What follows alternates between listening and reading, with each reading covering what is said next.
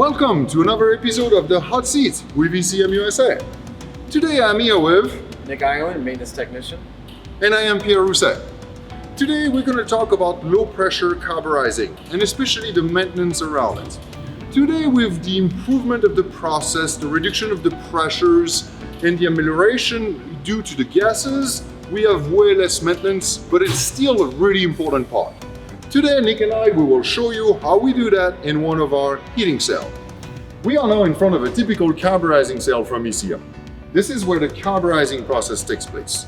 This is where the carburizing gases will crack.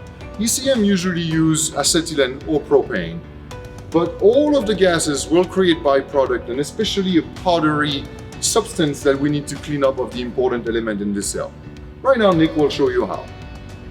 There are three main maintenance areas in the cell that will cause the most deposit: the insulation tube, the injector tube, and the thermocouple.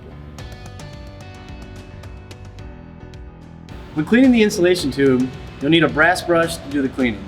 Take the brass brush, clean all around the tube to get all the deposit off. If the deposit is not properly cleaned off, it could cause the tube to arc and get deposit on your parts. For illustration, this is the tube we're talking about. The cleanup needs to appear at the end to protect and to insulate from the power side to the grounded hot zone. Cleaning the injector tube, you're going to need the same brush that you use to clean the insulation tube and a smaller brush to get inside the injector tube. First, take the larger brush, clean all the deposit around the injector tube and make sure it's all gone.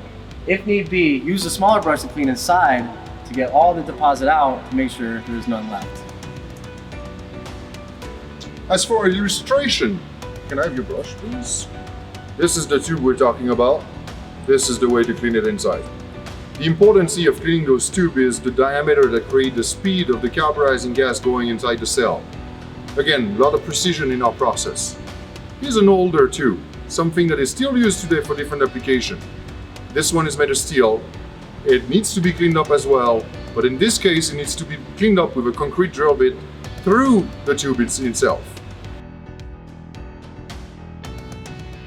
The thermocouples are very important to keep clean of all deposit to make sure you're getting a proper reading in the cell.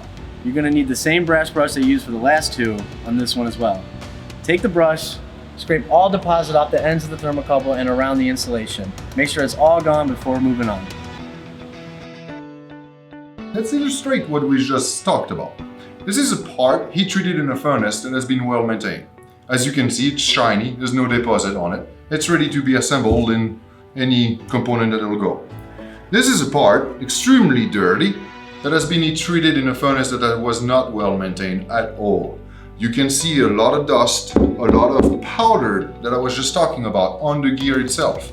Unusable will not be accepted by any of our customers. As you can see, it's very important to keep your furnace maintained properly. We have talked about a little portion of the maintenance of an LPC equipment. The carbon deposit in a cell, although being extremely important to be done on a regular basis, is just a part of the maintenance.